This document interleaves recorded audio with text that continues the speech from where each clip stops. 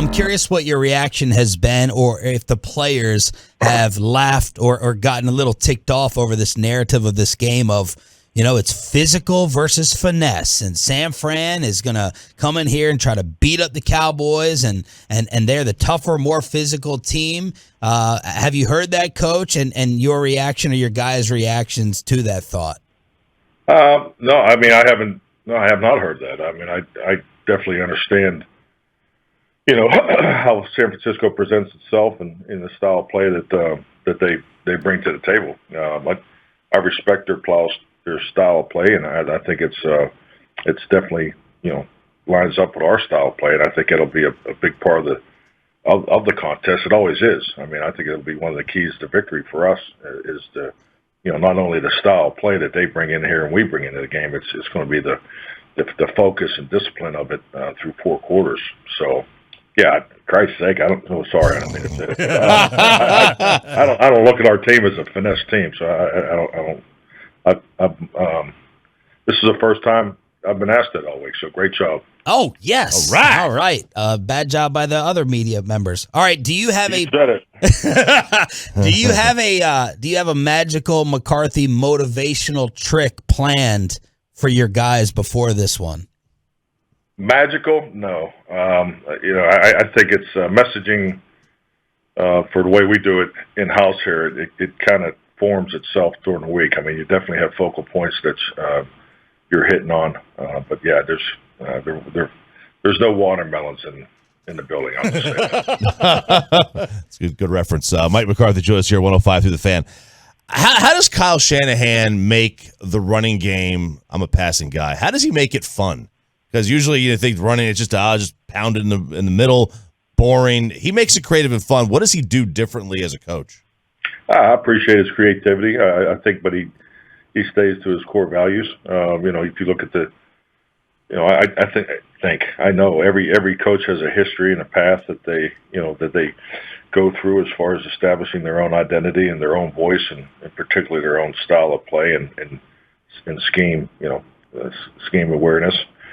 And I think he does that, in the run game. I mean, it's obviously you look at the way their lines are built. There's a lot of investment in their offensive and defensive lines, so they're very talented. But I think he does an excellent job of being creative, and particularly, I think they do a really good job of stressing the C gap is the way we've always viewed it. Where whether you're trying to set the edges to the front side of the run or the cutback lane to the backside. So. I think they do a really good job with formation and shifting and particularly being in one personnel group and be able to attack you with 2 back concepts and 1 back concepts and empty back concepts. So I think he does a very good job being creative and challenging the defense. Coach, it looks like you guys are looking near perfect or as great as you could have hoped health-wise. Is that the same for COVID today? As of what you know, I know where you're going next after this call, what office you're going to, but you guys looking good in that regard still today? Looking good. I've already been down there with Jim in the training room, so everything's clear today. Nice. So we're off to another great start. Yeah, I can't say enough about our players and really our coaching and support staff. I mean, just the urgency and the awareness of doing the extra things. So knock on wood, it's been a really good week. I'm hoping we're through the storm that we were in last week and in the prior week. So, but yeah, it's the health of our football team. And when I look at the big picture, Jerry, Steven, and Will, just how we projected the roster and trying to get guys back at the right time and playing guys at a certain play time here down the stretch. I think it's worked out very well. It's really laid up nicely for us because this is the healthiest we've been in quite some time. Coach, officiating has obviously been a big storyline throughout this year. I can never remember in my 10 years of doing this waiting for the crews to be announced to talk about that on the radio. But what do you know about this crew in terms of their tendencies and maybe what to expect Sunday? Well, I mean, it's really the statistical breakdown of the crew for this week. You really kind of have to throw it out the window. Alex Kemp, we've had him this year, but it's an all-star crew. So, I think he only has one other official that from his crew that's on there, the Kemp Super Crew, and so I think my experience, and I hope it holds true, is you're not talking about officiating a whole lot in the playoffs, and I hope that's the case. But yeah, you can't really, because my belief is the crew's performance is really driven by the white hat, and I think the fact that these guys haven't really worked together, so it'll be interesting to see how it goes. I'm very hopeful and confident that we won't be talking much about the officials after this game. Is my thought. Coach, Jerry talked to us on Tuesday about potentially having the kicking woes altering the game plan. Do you see that as a possibility, that maybe you go for 2 a little bit more, or you go for it on 4th and 3 a little bit more because of the inconsistencies at kicker? I'll just say, you look at every game. First you start off where you're playing. So I feel good about the wind.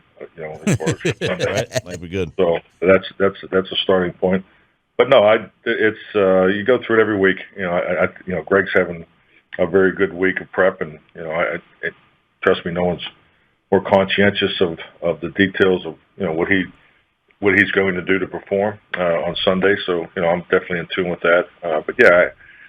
The 4th down is something we'll spend a little more time on today, and then we'll finalize tomorrow morning in the coordinators meeting. But we have a process of going into the game of when we want to go for it on 4th down, down at distance and so forth, and we'll use the same process again this week for San Francisco.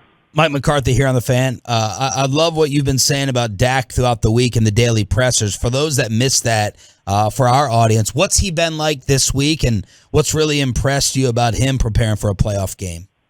Well, I mean, he's Dak Prescott. I mean, if you just watch him command the huddle, it's the same every day. He commands the huddle the same in the walkthrough as he does on the field. And I think it's a tremendous asset and really a reflection of discipline in how he prepares as a professional. I mean, he's done that all year. So I think the most important thing is you just see him being himself. I think like anything, trust me, every one of us can't wait to play Sunday. This is what we've been working for. This is what we've been talking about working towards since April. So, and he's definitely at the front of the line, and he just wants to go out and perform the best he can. And trust me, I don't think there's anybody I know in my experience that doesn't put more into it than he does. So he's a great leader for us, and obviously what I always appreciate is a phenomenal example for our young players.